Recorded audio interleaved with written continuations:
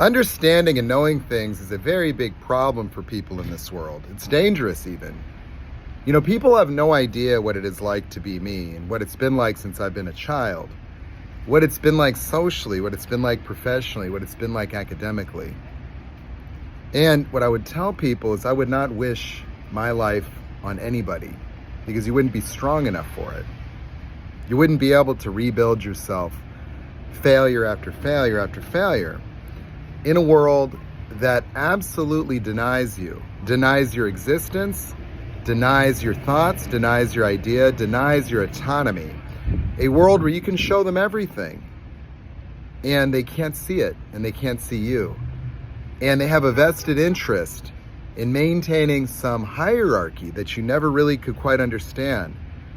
A world that does not have any compassion or empathy at all whatsoever, if doing so would require in some way an elevation of responsibility that would not be of interest to a person who is absolutely hell-bent on the avoidance of responsibility, where causality is the calling of leaders and people are trained and indoctrinated into victimhood, where the truth that sets people free and sets minds free is something that people don't want anything to do with because they think love is a neurotransmitter. They think love is a feeling that they're chasing.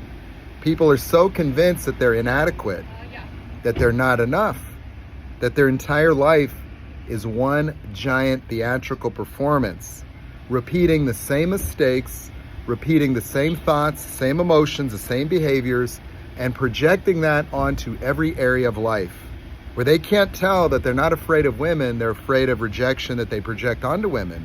They can't tell they're not actually afraid of success, but they're afraid of failing in the effort to acquire the success, and they become avoidant of failure. And so everything that people fear dominates them into actually becoming the embodiment of that fear and manifesting the actual results of that fear by default. And because they continue to do that, they continue to propagate the same strategies that they're using to try to overcome the very experiences that they're responsible for propagating.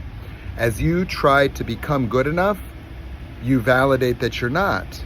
As you try to avoid rejection, you validate that you are rejected. You arbitrarily attach yourself to outcomes that you create as indicative of the opposite of what you're trying to avoid. That you need the phone number to avoid rejection, and so there you go, projecting your rejection onto another person. You need success to overcome failure, and there you are, feeling like a failure or a success based on the arbitrary outcome of another life event in an endless rat race of running on a treadmill that continues to elevate the incline and go faster, and you don't even notice that that is what is destroying our society.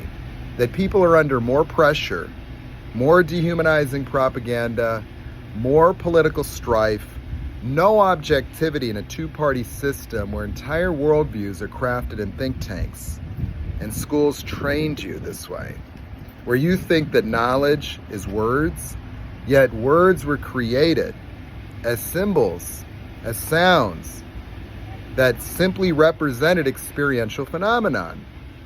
That red did not exist as a word, but rather a color. And we created the word red as an agreement, so that when I say red, it conjures red within your imagination, but your imagination isn't working. You see, your imagination is the only way in which you would navigate this world, and words would only describe phenomenon that you observe either through imagination or through observation, but not you.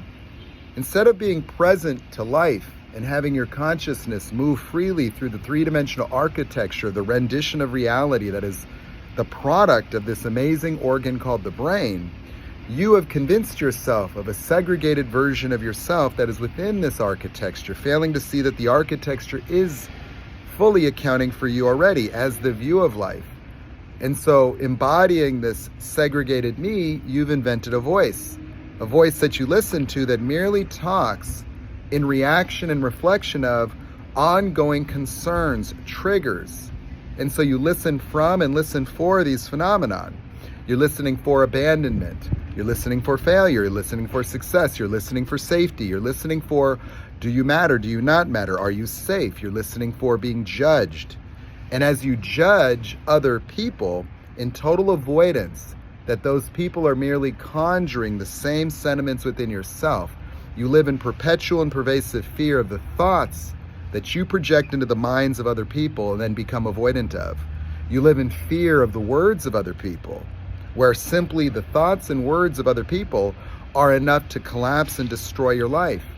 And then you entitle yourself to self-righteous envy, that you look at other people and you need to take them down, or you need to resist the things that they're saying, that you need to give them an identity within the architecture of your little mind so that you can figure out where you belong on the totem pole of life and act accordingly.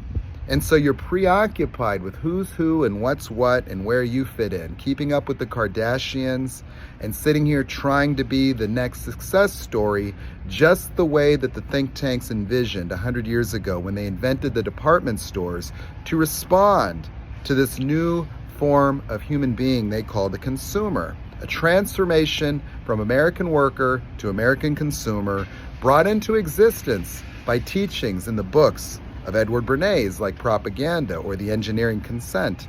The Engineering of Consent is the playbook of Nazi Germany, the American government, and every social institution in existence today that lives in fear of its own population, ill-informed by the thoughts of Sigmund Freud that said dark libidinal forces hidden within the human psyche were responsible for the social breakdowns that resulted in all these wars of the past. Resigned and cynical about mankind, his teachings changed, and his teachings became the basis of the greatest sales pitch in human history, Edward Bernays.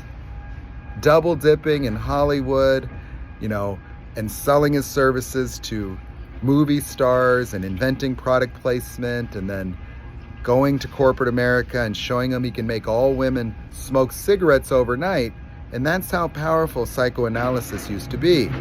But we invented an education system to groom people for consumption, groom people to merely be workers, and groom people to actually believe knowledge is merely just words on a flashcard that you tried to memorize by going short to long-term memory just long enough to get the validation of a grade, trained to be nothing but an external validation seeker, a constant rhetorical competition with your neighbor. And so as we dehumanized everybody, saying that you're only as valuable as the latest comparison to everyone around you, we made it impossible for people to be happy, specifically to help stimulate them for more external validation that would require the spending of money on things that they didn't need, transforming a needs-based economy into one unlimited by the greed, the narcissism of desire. Taking those libidinal forces, they turned it against us. Now women, validation seekers, links in bios, men, driven to the point of total inferiority, involuntary celibates, where their ugly genetics have somehow existed since the beginning of time, and this generation, men can't even be men. They're all alphas complaining about modern women.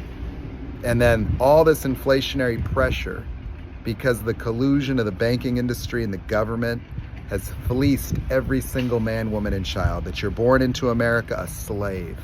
You're going to be taxed no matter where you go.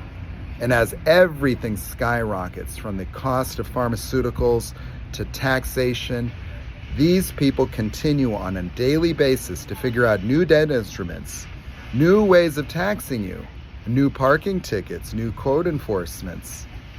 They just keep expanding the penalties of existence, and they keep finding new ways to indebt you. And there they are, funneling your retirement back to you in the form of mortgage-backed securities to mitigate the bank's risks. So now they just get to trade the servicing rights so you can enslave yourself for life for the mere validation of having people look at your success.